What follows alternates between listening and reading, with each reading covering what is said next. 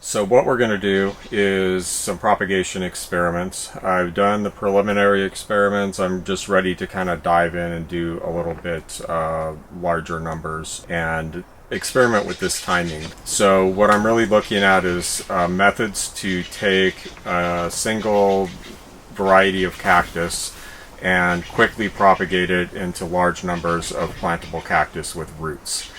Now, normally this process is fairly slow. A piece grows up, you cut it into sections, you plant those, and eventually you get like a compounded, what's the word? Exponential effect, where they're reproducing really fast and you have tons of cactus. But let's say you wanted to do that quicker. So what I'm shooting for is something like this, which is a small chip that can be rooted and will pop, so I can get a whole bunch of those out of, say, like one piece of cactus by cutting it like this and dividing it into little pieces. Now, originally I tried just cutting these, just taking a fresh piece of cactus, like a big log, and cutting it up and then letting these dry. And that didn't work. So then I discovered, oh, I can do most of the cuts on the plant, allow these to heal, because these don't lose moisture easily. They're almost as like moisture resistant, or resistant to moisture loss as the skin here. So I can do these cuts first, and then when I cut these apart, I only have like a small cut surface to dry and it won't lose as much water. And that's what this is. I have a basket full of these that we can plant today.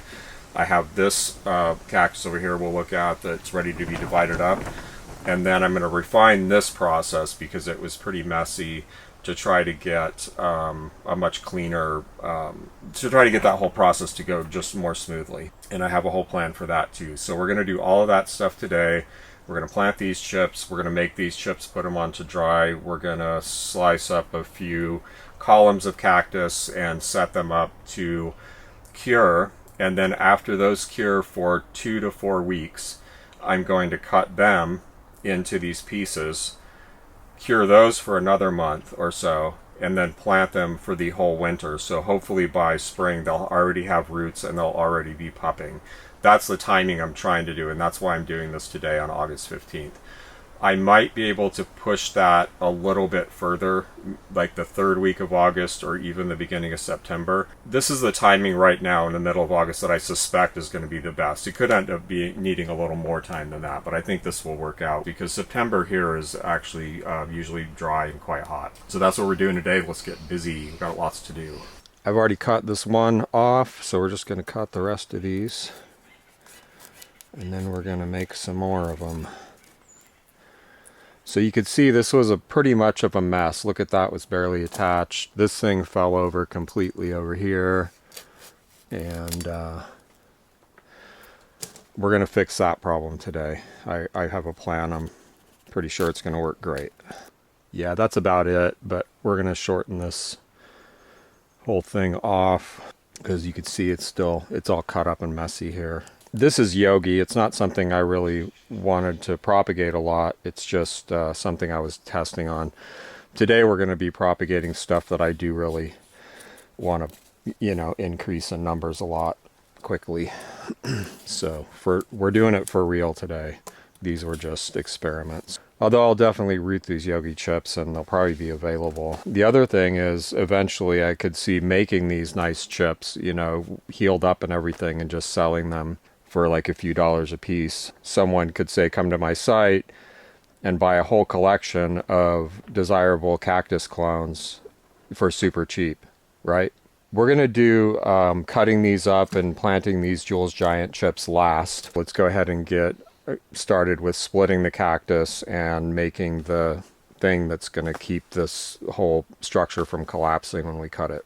Here's a pro tip for anyone who lives in Black Widow country, and a lot of you probably already know this. It's easy to spot a Black Widow nest because of these egg sacs. There's one right here, which I'm going to squish in case it's still viable. But the other thing that makes them really easy to spot is the web is super, super tough. It's like a very, very strong silk. So I know there's a Black Widow that lives in this handle right here. And if you feel in here, you can feel this really tough, and you can hear it tearing. So unlike these house spiders here, well, that's Black Widow web right there. Very, very tough. So like this is the house spider web. It's very, very thin, and your finger just goes right through it. But a black widow web, even a single strand, you'll catch your finger and you'll feel it. There's a lot of them in here, and they're just becoming more and more numerous because it's literally like the perfect habitat for a black widow. You know, a black thing in a hot place is, you know, where it's dark is just ideal. Like these planting pot handles are like made for them or something. So one of the cactus I really want to make a bunch of is stubs here. Just a really beautiful cactus. So I've already got these pups. I can cut those off, propagate them separately. And the rest of this whole column I'm going to split.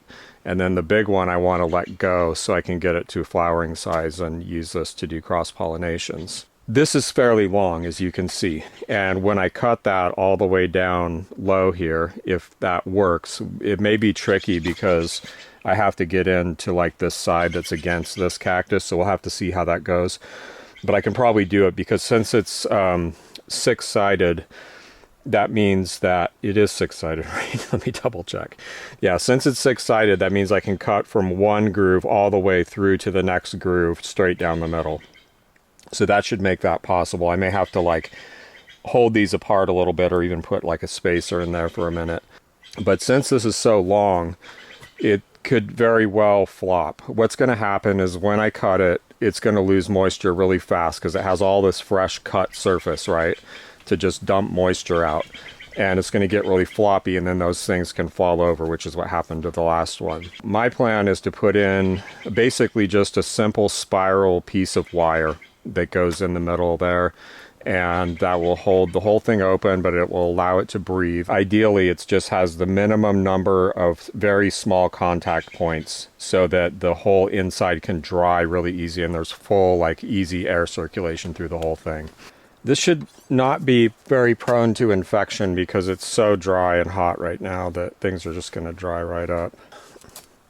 Beautiful chunky pups. This is one of the largest cactus in the greenhouse, diameter-wise.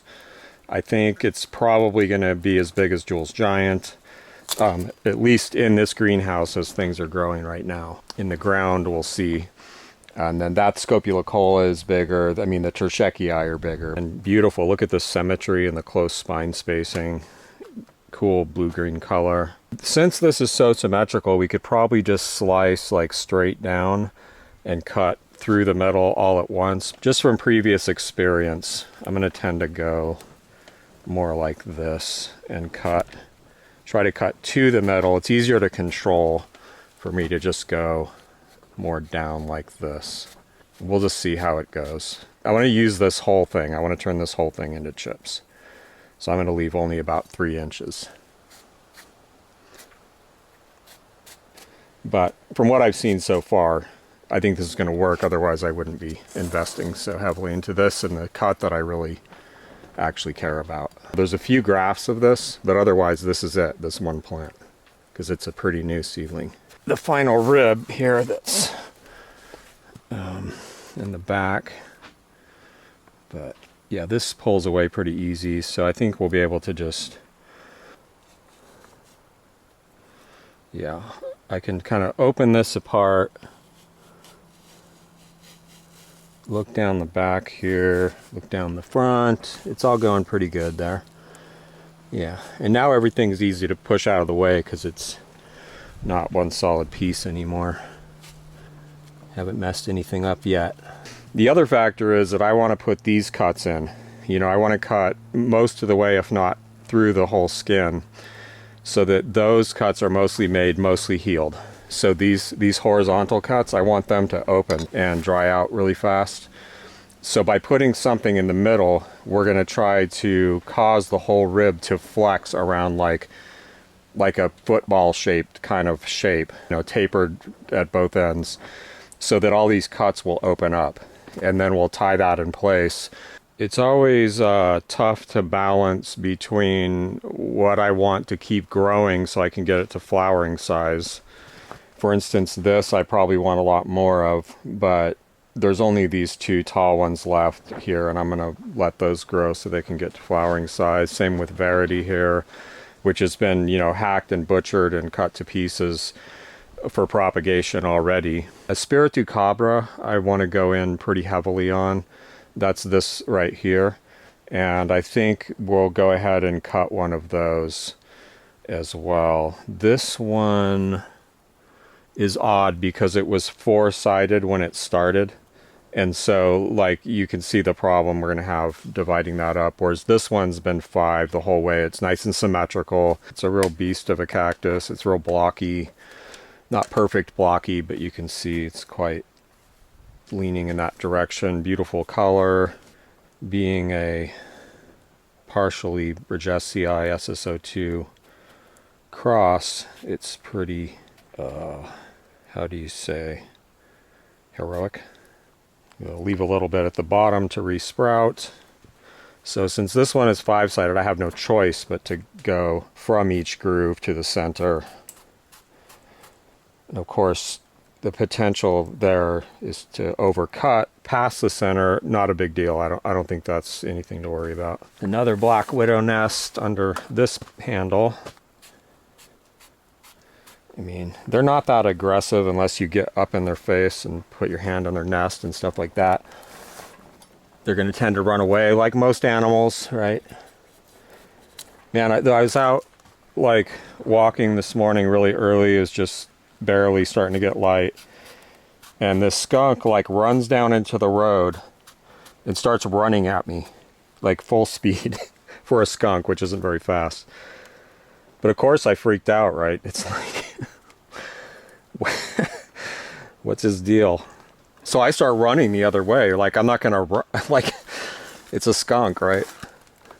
Sure, it's waddling, but it's still a skunk. What do I know? It might be a rabbit or something. And then I think it was like, oh, there's someone there, and it turned around and started running.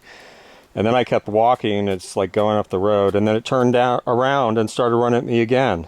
So I'm like yelling at it, and eventually it ran off up on the hillside. I was like throwing rocks at it and stuff. We ended up with like a little bit of extra tissue in here that's kind of like a little strip of pulp. I'm just gonna kind of clean that out. You know, there's really no need for this to be pretty, or, you know, something like this is probably fine to just leave in there even, but why not take it out? And it could, I suppose it could cause some problems. There's a couple other of those that they should just dry out, stuff like that, you know. I've already thought about this too, kind of just ahead of it actually being a problem, but one could take a knife or even like a potato peeler or something and take off some of the center sharp rib to leave a more blunt corner on the inside there. So just like with this, I can just slip this down there. I'm still leaving like the vascular bundle in place. But that way, when we put our wire and everything in there, we're not just contacting like this super sharp edged corner. I'm trying to take off like 1/8 to 1/4 of an inch, just enough to leave like a slightly flat spot that's not going to just collapse and bruise and smash into that wire. And again, this is probably totally unnecessary. I'm just messing around. My motto is just experiment. You come up with new data that is useful in some way that you wouldn't even have thought. This feels fairly flexible. By the time we make these horizontal cuts, it's probably ready to go. I'm going to do this gordita.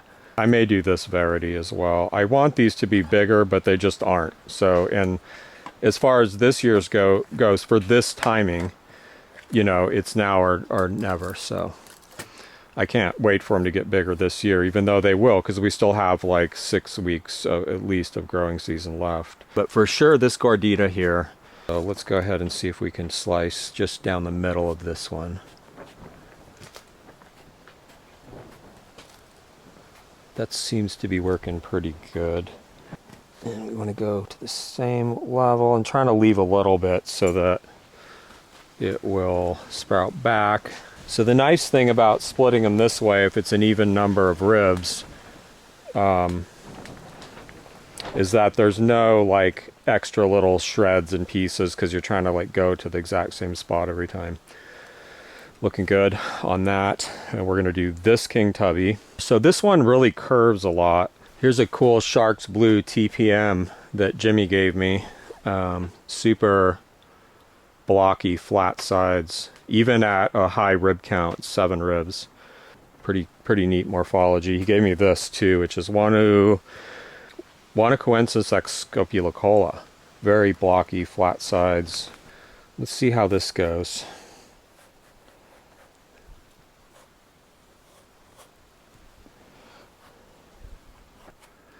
Yeah, if I keep spreading this open and steering the knife, I am able to get all the way to the bottom, nice and even. Let's see how this one goes. Splitted well, in spite of being curvaceous. And let's split this king tubby. We'll sacrifice that to make a whole bunch of little guys. So here's another one where it's 5 ribs, so we have to like try to cut straight to the center. I suppose it would be better to cut less than more and then fix it rather than go overshoot the center. Yeah, so like that one's just attached just a tiny bit because I kind of tried to err on the side of caution there. It looks nice and clean. And we also have Verity here. This is such a beautiful cactus.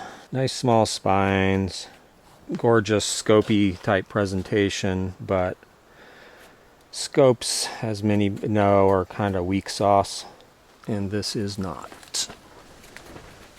I'd rather be doing this to longer pieces of cactus. It's just this is what I have. Grafting complements this because I can make grafts with a small amount of material and get big pieces like this quicker.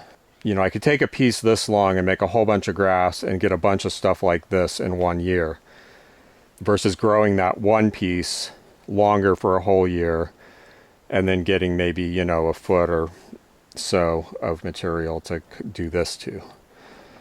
Hope that makes sense. Okay, let's take a look at this whole problem. What is our goal? We have these split cactus ribs, and I want them to be in a bowed shape like this, so I can make these cuts and they'll dry open, right? It will give us good air circulation in here and dry everything out quickly because that's important too. We're gonna have these big, fresh cuts. We want lots of air circulation. So basically what I want is I want them to stay in this shape, even though they're gonna lose a lot of moisture and become very floppy and they could just sort of fall over on their own. But ideally, there would be no points of contact anywhere inside of this, we'll call it like a cage of cactus ribs. So we don't want anything that's going to have a lot of contact area with the inside here. Because if we have, say, like, you know, a 1/4 inch of contact area, that's a place where things could kind of get funky. Small points of contact. If we were to put in just, say, 1 ring, first of all, what would keep that ring from falling, or a number of rings like this? They would just tend to not stay in place. My solution is basically something that's kind of like basically a spiral of wire like this that tapers toward both ends. A lot of very small contact points allow very good air circulation. It's easy to make. It's probably going to be easy to adjust the size because we could probably just squish it, like if the wire's bendable. Squish it down or pull it out more, make different sizes. Wire's cheap. A lot of people have it on hand already. Decide what your goals are, what the problems you're trying to solve, and then look for the solution. Okay, some other things. This form is not going to need to go all the way to the bottom or the top. So we could say two or 3 inches down from the bottom and top. That leaves us here maybe 9 to 10 inches on that biggest one that we're doing today. If we cut this king tubby, yeah, maybe this similar 8 inches or something, 8 or 9 inches. Probably on these smaller ones, we can actually make these cuts and then just leave it. We'll do some experiments with leaving some of these. It doesn't need to be very big in the middle too. I'm thinking maybe like 1.5 inches, 2 inches really maximum. But I think, because once we make these cuts, these things will open out easily, but it really isn't necessary for them to be like a drastic shape, I don't think. You know, we'll see when we get them in there. Not very big at the bottom and top, but not tiny. So maybe like start at 1/2 inch, go to 1.5 over about 8 inches, and then remember that once we make that, as long as the wire is flexible and not completely stiff like a spring, it can be pulled out to make it longer or pushed in to make it shorter to fit different cactus. So I think we'll make a prototype just freehand for now. We'll see how it works, and that'll give us an idea of what like a mandrel would look like, because I do have a lathe and it would take me probably 10 to 15 minutes to turn up a mandrel. So this is probably in a little bit bigger diameter. This is probably the perfect material for this, or pretty ideal. It's stainless wire that's used for tying in like mechanics. It's got a little bit more stiffness, but it's still plenty flexible, and of course it's stainless. So that in a larger diameter would probably be really good, but that's too small, I think. This is regular like baling wire size pretty much, maybe just slightly bigger. I have a whole bunch of this, but it's quite soft. So like if we twist this up into that shape, I'm just not even sure it would hold its shape, but we could try it because it'd be good to know. This is pretty nice. It's a little bit bigger. Here's a piece right here we could use. So it's bends fairly easily, but it has a lot of body. It's pretty thick. So I think this is the one we want to start with to make our basic prototype. Just start bending that by hand and see how it goes. But it sure would be a lot easier to make this with a mandrel. I'm tempted to just go spin one up, but I really think the wise thing to do is to just do one freehand. Oh, this is working pretty good right here. So you can imagine if I had like a roll of clean, straight wire, like a big roll, say, of this stuff, right? This nice stainless stuff. And I had a mandrel with some holes drilled in it. So you just push the wire into the hole in the mandrel and then start wrapping.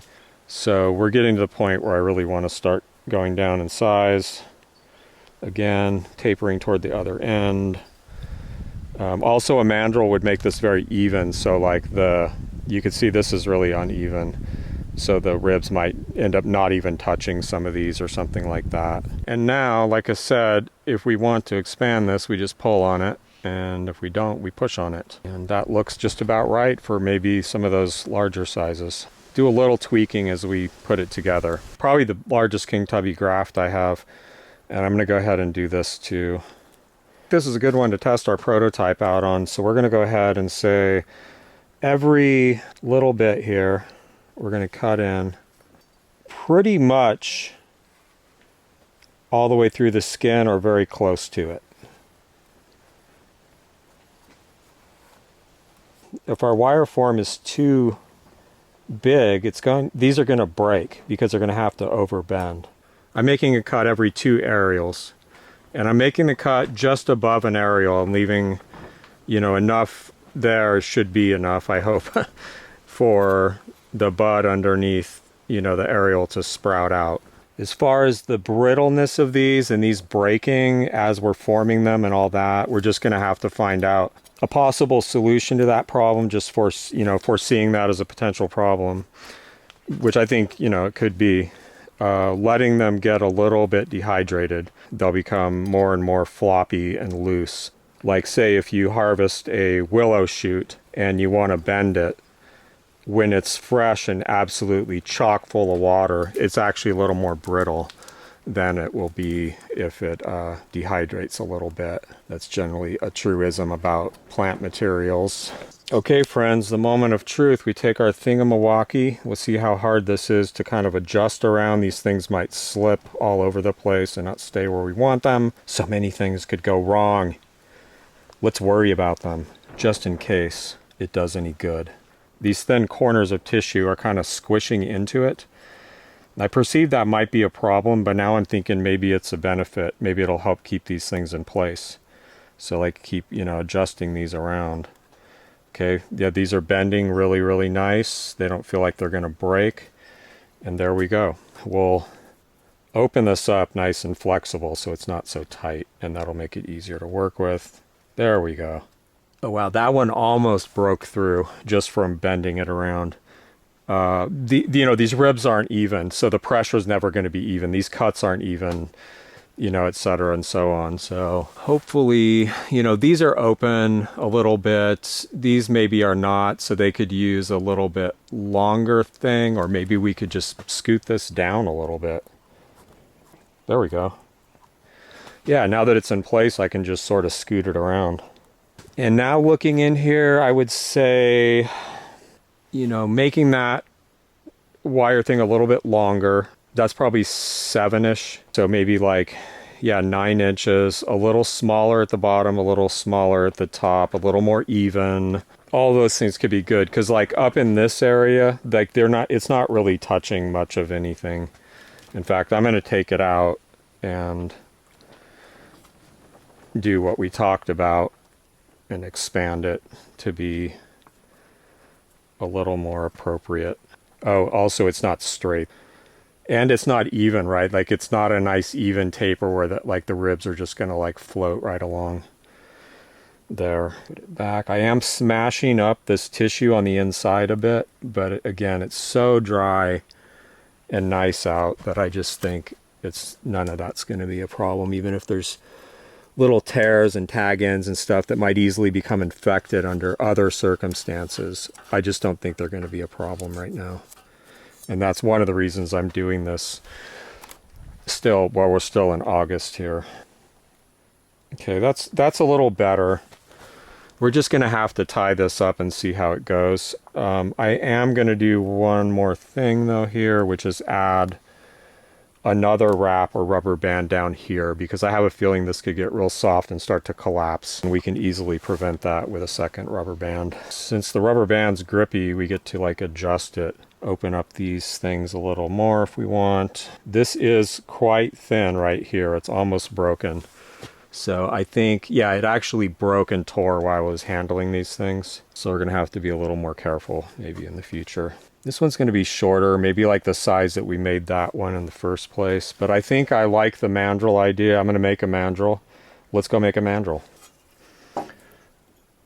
Oh, that's got a big crack in the end, but we'll probably turn that out. And we only need this to be that long anyway, so I think it's all good.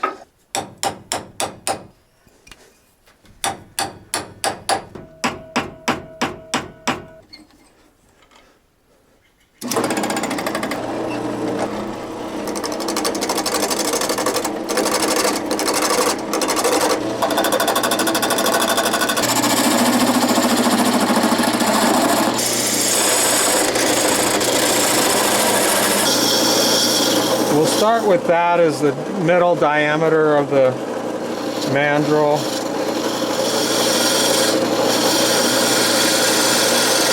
Now my conception of this is that I don't want it to be like fat here and then a straight line from here to here. I want it to like curve out, again, kind of footballish. And we're going to go a lot smaller here, so we'll turn that down a little, chase these both down, and then we're practically done.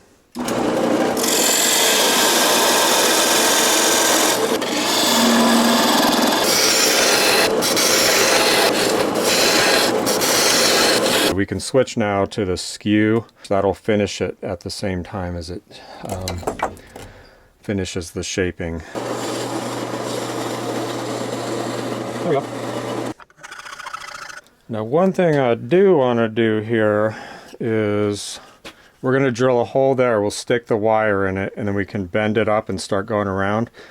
But when we do that, I want a little notch here that's going to accommodate the wire so the wire pulls into the notch, and then we can start wrapping, because otherwise it's just going to want to spin around. Now this will work considerably better if the wire is already nice and straight, unlike that last piece. And I'm liking this diameter of wire. It's thick enough that like the juicy cactus just is not cutting the cactus, right? Like imagine like a cheese slicer, the wire type of cheese slicer, and how it just like cuts. It would just cut through that cactus. So this is thick enough that it's not really cutting the cactus, it's just bruising into it. Whereas this might even be thin enough to sort of cut the cactus as you're handling it a lot. Take our thingamawaki, See if we can get a nice sharp bend here going. See, this is a problem, like I thought it might be. Let's see if we can just caress this into shape with a hammer. So we may need like a significant notch here that's really going to allow this to start bending around easily without a bunch of struggle here. Because right now, it's not really wanting to make this corner. Yeah, I'm just going to do this with this knife real quick.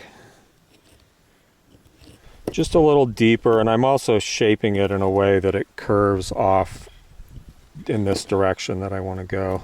Start fresh, so I'm bending it to the shape I want right away. Come on. Okay, we made the corner. Whew.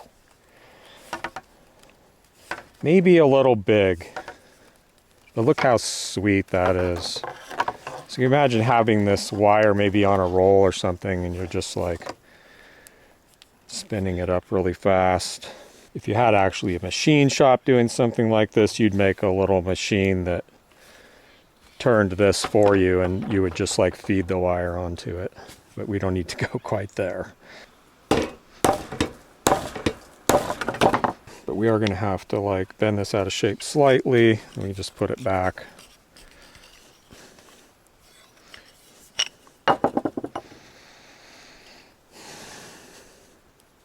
It needs to taper more towards the ends. We'll just try this though, see how it works. So on this cactus, I'm leaving 3 aerials on some cuts and 2 on others.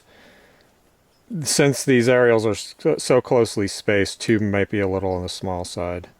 But I'm just going to try out both. This one's a little tricky because it's smashed up against this other stalk. That's what's wrong. This rib's not divided all the way. You take care of that real quick. How about this one? That one too. Yeah, I think this is a bit fat, like especially towards the ends. Like it needs to be a skinnier taper. As long as it's achieving our objective. Kind of just eyeballing the outline of this and making sure it's not like protruding overly much in any spot. Okay, so now the wire thing isn't even in the center. So I'm going to see what can we do here as far as adjustments go to make this thing work. It's a little odd, like for some reason it just really wants to go over here. It might be because these 2 ribs here, or these 3, are especially thick. But what really is the option here? Certainly requiring some finagling, but I think it's going to work out here. Again, it doesn't have to be pretty as long as it achieves the main objectives. Keep the cactus open, keep the cactus upright, provide air circulation. Preferably open these cuts, but that's not looking like it's going to happen here. It's almost like it needs to be bigger in the middle, but I'm not even sure that would actually do it in this particular case. So I'm going to press these ribs like I'm cutting the flesh with the wire a little bit to try to get that to stay in place. Lower down to make sure it doesn't slough and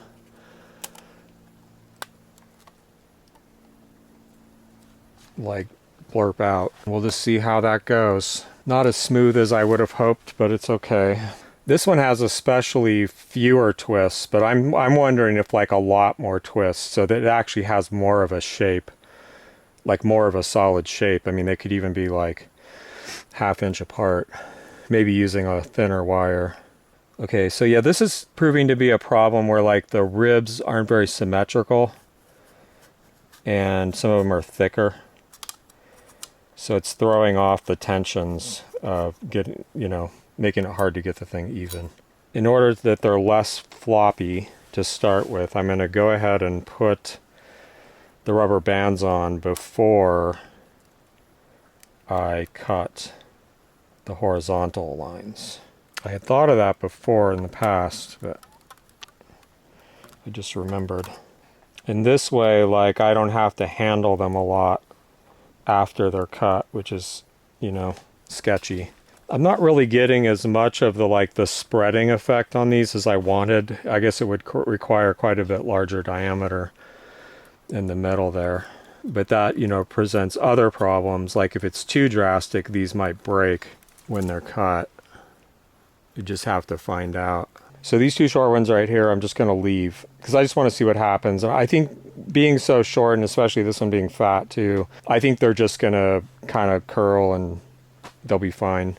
This one too, I think I'm just going to leave that. I'll keep an eye on these through the day today and ongoing to see what they're doing. I think on this little Espiritu Cabra, it's nice and chunky and pretty fat. I'm going to make these cuts, but I'm going to try not to make them too deep.